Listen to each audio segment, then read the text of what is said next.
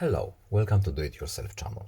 Today I will show you where to find the options and how to turn off sound of our lock screen or unlock screen in Samsung S22. So right now when we lock our screen or unlock it, we have a little sound. How to turn it off? We need to go to settings first, then in sounds and vibration we have system sound menu, and as you can see, screen lock unlock is enabled sounds of this function. So to turn it off we simply tap this box and let's see if it's working.